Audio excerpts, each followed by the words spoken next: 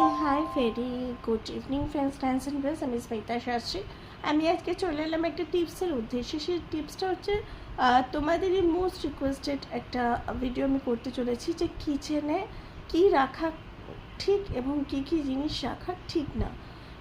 খুবই শর্ট ব্রিফিংয়ের মধ্যে আমি বলতে চলেছি। ফার্স্টেই বলবো যে কিচেন, তোমাদের যে কিচেন এরিয়া আছে সেই কিচেন এরিয়াতে কখনো লবণ মানে যে সল্ট আমরা ইউজ করি কখনো প্লাস্টিকের পাত্রে সেটা রাখবে না। Always try to keep salt metal, মানে সেটা কাচের হোক বা কোনো ধাতুর হোক তার মধ্যে রাখার চেষ্টা করবে।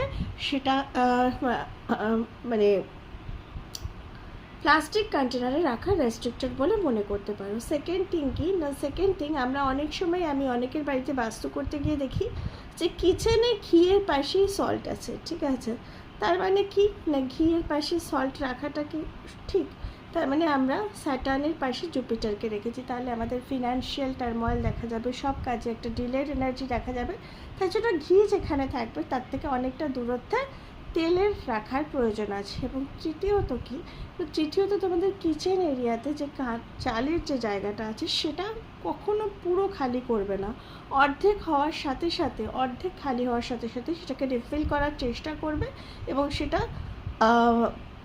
আইদের পুরো ভর্তি বা হাফের পরে কিছুটা ভর্তি হলেও করবে, কিন্তু হাফের থেকে খালি করার চেষ্টা যাতে না হয় সেই চেষ্টাটা রাখতে হবে। আরেকটা ফোর্থ টিপস হচ্ছে যে উডেন মানে কাঠের কোনো বাটি বা বোল তুমি কিচেন এরিয়াতে রাখো, যেটা কিনা তোমাদের ফিনান্সিয়াল প্রসপারিটি এবং গ্রোথ যেটা থেমে আছে সেটাকে এগিয়ে যেতে অবশ্যই সাহায্য করবে। তাই জন্য আজকে এই হলো আমার কিচেন।